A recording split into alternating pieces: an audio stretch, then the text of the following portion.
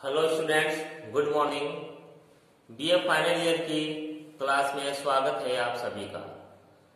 हम भारत का भूगोल, जो कि आपका सेकेंड प्रश्न पत्र है, का अध्ययन कर रहे हैं। तो खनिज संसाधन हम पढ़ रहे हैं। आज खनिज संसाधनों में ऊर्जा संसाधन का अध्ययन करेंगे। ऊर्जा संसाधन यानी जिनसे ऊर्जा मिलती है, एनर्जी मिलती है, जिससे जैसे घरों में जो लाइट आ रही है हमारी, ये कहाँ से आ रही है, कैसे बन रही है। जो बिजली होती है वो देखो, एक तो जल के द्वारा बनती है, जलीय विद्युत, जल विद्युत। एक जो विद्युत बनती है वो कोयले से बनती है, जिसे तापीय विद्युत कहते हैं। एक जो विद्युत है वो परमाणु ऊर्जा से भी बनती है, सौर ऊर्जा है। तो इनके द्वारा जो लाइट है, अब लाइट का यूज हर जगह है, घरों में है, ऑफिस है, फैक्ट्री है, अलग जगह है। फैक्ट्री वगैरह होते हैं, कारखाने होते हैं। इसके द्वारा कई सारी चीजें हैं जो बनाई जाती है, जो हमारे उपयोग में भी आती है। तो ये ऊर्जा संसाधन है। ऊर्जा संसाधन का मानव जीवन पर बहुत अधिक प्रभाव पड़ा है। उनके रहन सहन में भी, व्यापार में, मतलब जो ऊर्जा संसाधन है उन्होंने संपूर्ण मानव जगत को बदल के रख दिया है। तो इसमें जो ऊर्जा संसाधन है, इसमें सबसे पहले जो अध्ययन है हम कोयले का करेंगे। कोयले का जो कोयला है वो मानव के लिए बहुत अधिक महत्वपूर्ण खनिज है। कोयला और लोहे ने संपूर्ण मानव सभ्यता को बदल के रख दिया है।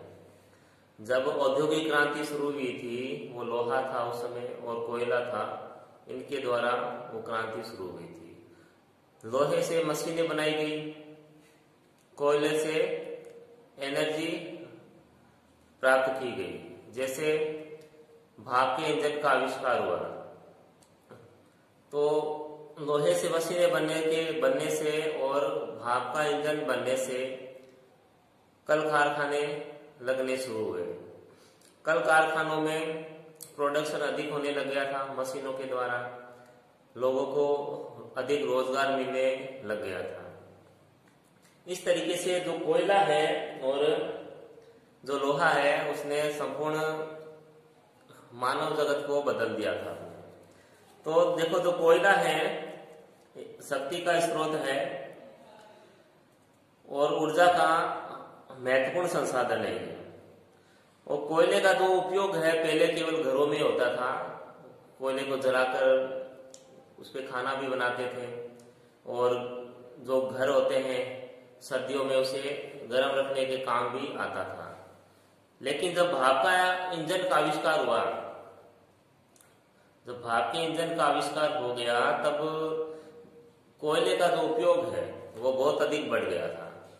कोयले का उपयोग से कारखाने हैं, रेल है और जो जलयान है, वहां इसका उपयोग होने लग गया था कोयले का। आज भी मतलब सबसे अधिक जो विद्युत का उत्पादन होता है वो तापीय विद्युत का होता है।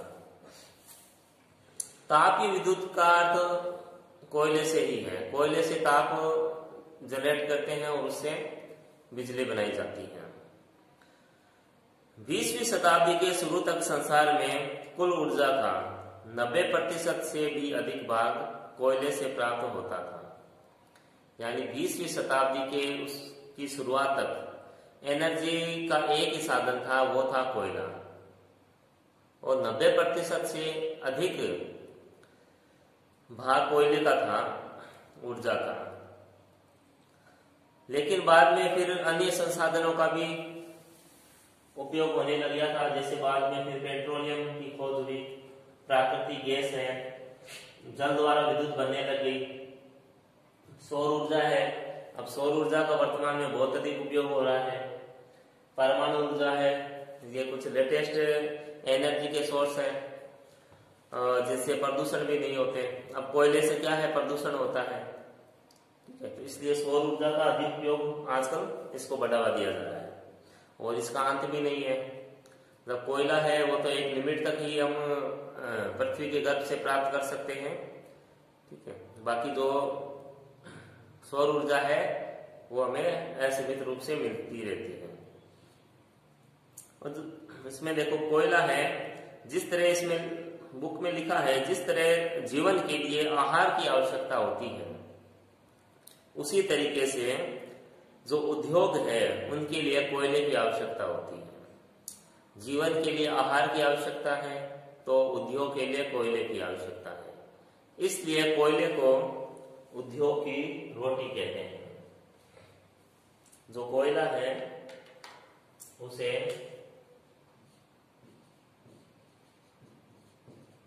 उद्योग की रोटी कहते हैं। ये उपनाम दे रखा है कोयले का। एक उपनाम और है इसको ब्लैक गोल्ड कहते हैं।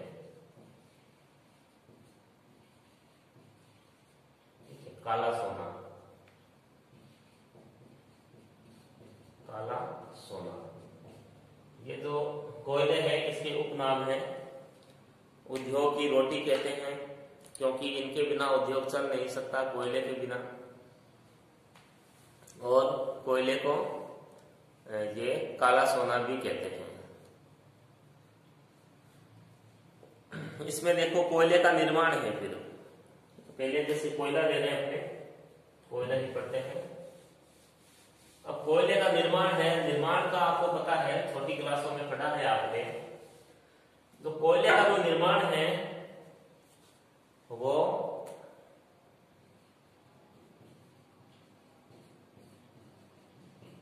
कोयले का निर्माण, वो छोटी क्लासों में आपने पढ़ रखा है। कोयले का जो निर्माण है वो पेड़ पौधों के जमीन में समा जाने से जो कोयला है उसका निर्माण हुआ है, ठीक है। इसमें जो कोयले का निर्माण है वो कार्बोनिफेरस युग में होना शुरू हुआ था। कार्बोनिफेरस युग में कोयला बनाने को शुरू हुआ था। शुरुआत में जो देखो पृथ्वी थी, उस समय जो पृथ्वी का जो वातावरण था उसमें अत्यंत उष्ण और आर्द्र थी। उस समय अत्यंत उष्ण और आर्द्र थी, तो जो पेड़ पौधे थे वो आर्द्रता के कारण पृथ्वी पर बहुत अधिक दलदली भाग था। पृथ्वी पर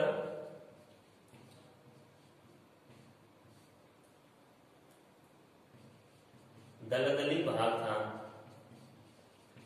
तो जो दलदली भाग था उसमें क्या था, जो पेड़ पौधे थे इसमें समा गए थे।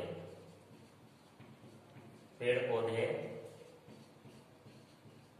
समा गए, दलदल के अंदर समा गए। और जो दलदल का जो ऊपरी भाग था, ऊपर जैसे दलदल का ऊपरी भाग और जो पेड़ पौधे थे उसका प्रेशर इस पे लगा, इस पे क्या दबाव लगा। दबाव लगने से इनके अंदर जो पानी था वो समाप्त हो गया। पेड़ पौधों में जो नमी होती है, प्रेशर दिया तो वो नमी समाप्त हो गई। अब जब पानी समाप्त हो गया, नमी समाप्त हो गई, तो उसमें कार्बन उत्पन्न हो गया। तो कार्बन उत्पन्न हो गया, और जिस कोयले में सबसे अधिक जो कार्बन होता है उसको अच्छा माना जाता है, ठीक है। तो शॉर्ट रूप में यह है कि भूगर्भ में पेड़ पौधों के दबने के कारण से कोयले का निर्माण हुआ है, ठीक है, कार्बोनिफेरस युग में। क्योंकि उस समय जो पृथ्वी का जो जलवायु थी वो उष्ण और आर्द्र थी। आर्द्रता के कारण दलदली भाग अधिक थे। जो दलदल में क्या होता है, उसमें जाते हैं तो उसमें दलदल में ही हम समा जाते हैं। तो जो पेड़ पौधे थे, जो भाग थे उनके, वो दलदल में समा गए। उस पे प्रेशर पड़ा, प्रेशर से पेड़ पौधों में जो जल था, पानी था, वो निकल गया और कार्बन उत्पन्न हो गया। और पृथ्वी की, जैसे आपको पता है पृथ्वी अंदर से क्या है, गर्म है। तो पृथ्वी अंदर से गर्म है तो उसमें कई रासायनिक प्रक्रियाएं हुई, रासायनिक परिवर्तन हुए और उनसे कोयले का निर्माण उससे हो गया। और यह जो वनस्पति है जितनी अधिक अवधि तक दबी रही उतना ही बढ़िया कोयला बना, और जो वनस्पति है जितने अधिक समय तक पृथ्वी में दबी रही उतना ही अच्छी क्वालिटी का कोयले का निर्माण हुआ, क्योंकि उसमें उतनी ही कार्बन की मात्रा अधिक होती गई, कार्बन की मात्रा बढ़ती गई और कोयले की क्वालिटी भी बढ़ती गई। कार्बन की मात्रा पर ही कोयले की जलने की शक्ति निर्भर करती है। कार्बोनिफेरस युग के बाद, अब देखो कार्बोनिफेरस में तो युग घटना घटित हुई थी, उसके बाद देखो जो कोयला है जुरेसिक युग, क्रिटेशियस युग और टर्शियरी युग में भी हुआ। एक तो देखो कार्बोनिफेरस युग में बन गया कोयला, उसके बाद जुरेसिक युग में भी बना कोयला, जुरेसिक युग के बाद क्रिटेशियस,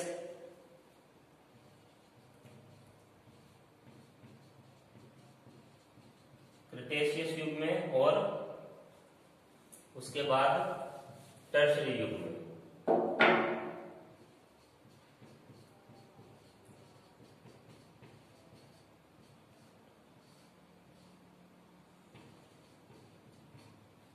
तो इस प्रकार देखो कोयले का निर्माण हुआ है अलग अलग काल में, अलग अलग युग में। कार्बोनिफेरस में ये शुरू हुआ बनना, फिर जुरेसिक युग में बना, फिर क्रिटेशियस युग में बना, ठीक है, और फिर टर्शियरी युग में कोयला बना। ये अलग अलग काल है कोयले के निर्माण के। फिर देखो इसमें आते हैं कोयले के प्रकार, काइंड्स ऑफ कोल। देखो कोयले के प्रकार, देखो कोयला 4 प्रकार का होता है। जो सबसे अच्छा कोयला है वो एंथ्रेसाइट माना जाता है, सबसे अच्छा कोयला है एंथ्रेसाइट, फिर बिटुमिन्स, फिर लिग्नाइट और फिर पीट।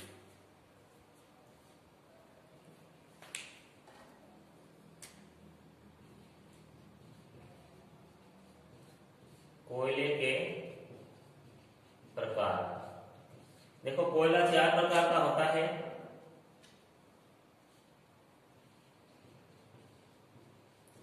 कोयला 4 प्रकार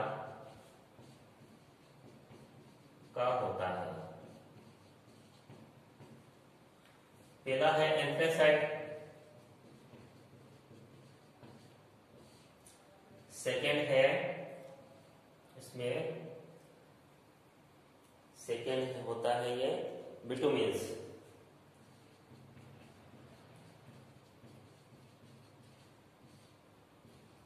थर्ड है लिग्नाइट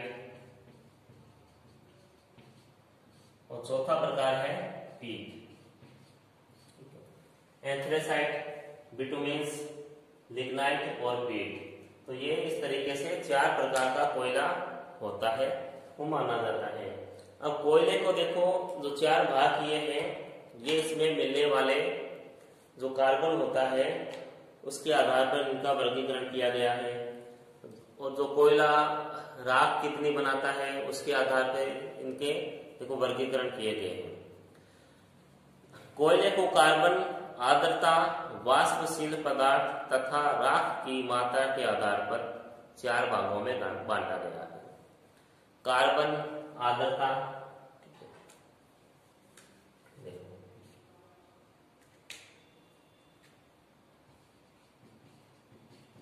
कार्बन, आर्द्रता, जल वाष्प और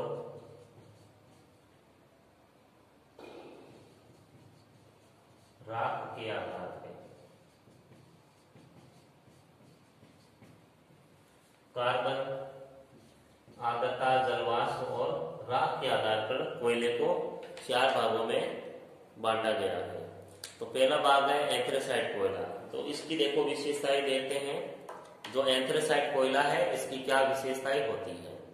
एंथ्रेसाइट जो कोयला होता है यह सबसे उत्तम प्रकार का कोयला होता है, और इसमें 92% तक इसमें देखो कार्बन की मात्रा होती है।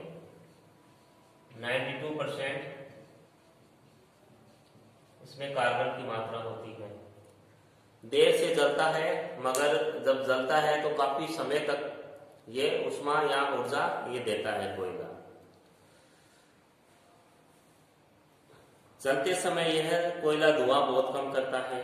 इसका प्रयोग घरों में खाना बनाने के लिए और ठंडे इलाकों में भवनों को गर्म रखने के लिए होता है।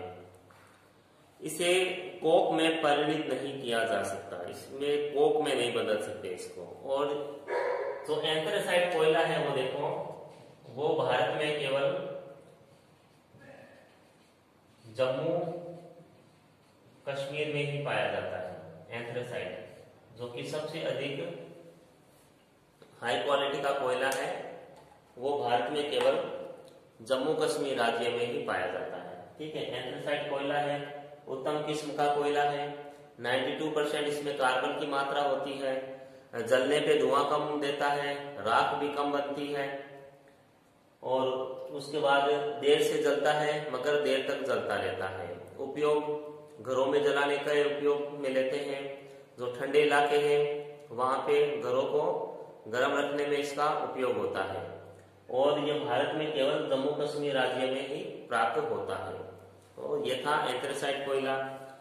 उसके बाद है बिटुमिस कोयला। अब ये देखो गुणवत्ता की दृष्टि से दूसरे नंबर का कोयला है, सेकेंड नंबर का कोयला। तो एंथ्रेसाइट के बाद देखो बिटुमिस सबसे बढ़िया कोयला है। इसमें कार्बन की मात्रा 40 से 80 तक होती है। कार्बन की जो मात्रा इसमें 40% से 80% तक इसमें होती है। इसमें वाष्पशील पदार्थ सबसे अधिक होते हैं। जो वाष्पशील पदार्थ है वो इसमें सबसे अधिक होते हैं। वाष्पशील पदार्थ सबसे अधिक होते हैं इसमें। और अधिकांश बिटुमिस कोयले में 60 से 70% कार्बन पाया जाता है। लगभग तो देखो ज्यादातर 40 से 80% होता है। ठीक है, ये है, लेकिन इसमें 60 से 70% कार्बन होता है। इसका जो रंग है वो गहरा भूरा होता है। इसमें कुछ नमी का अंश भी पाया जाता है। यह आग जल्दी पकड़ता है और जलने के बाद इसकी थोड़ी सी राख रह जाती है। विश्व कुल कोयला उत्पादन का 80% भाग बिटुमिस कोयले का होता है। यानी विश्व में जो सबसे अधिक कोयला पाया जाता है वो बिटुमिस कोयला है, जो कि विश्व में 80% तक पाया जाता है। प्रायद्वीपीय भारत के अधिकांश भागों में बिटुमिस कोयला पाया जाता है। जो प्रायद्वीपीय भारत है वहां पर सबसे अधिक बिटुमिस कोयला पाया जाता है।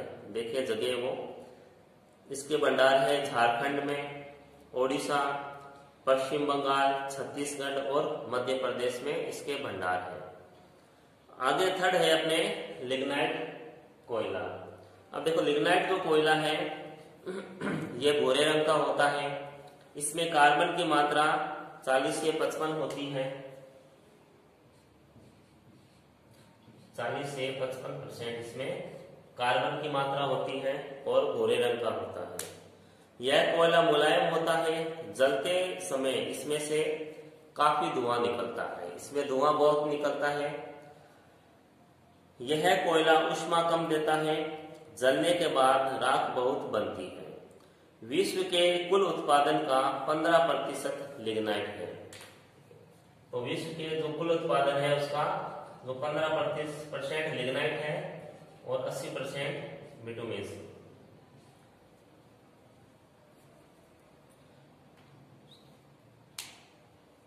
जो बिटुमिस ये लिग्नाइट कोयला है, इसका आयात या निर्यात नहीं होता है। वो इसलिए नहीं होता कि ये जो कोयला है इसको अगर उठाने या रखने से ये इसका चूरा बन जाता है।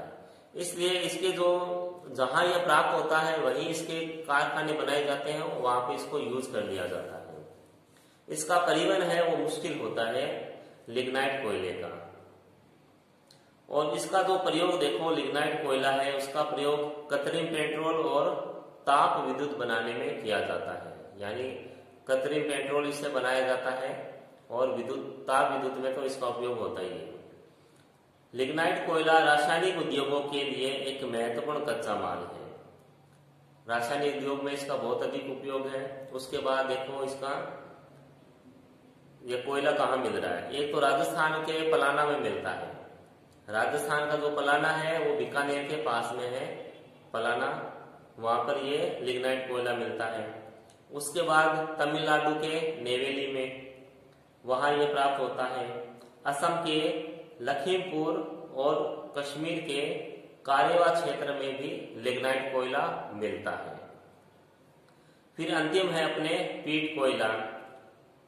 देखो यह वनस्पति के मौलिक रूप का थोड़ा ही परिवर्तित रूप है। यानी ये जो कोयला है पूर्ण रूप से कोयला नहीं बन पाया है। इसमें कुछ जो गुण है वो लकड़ी के भी पाए जाते हैं।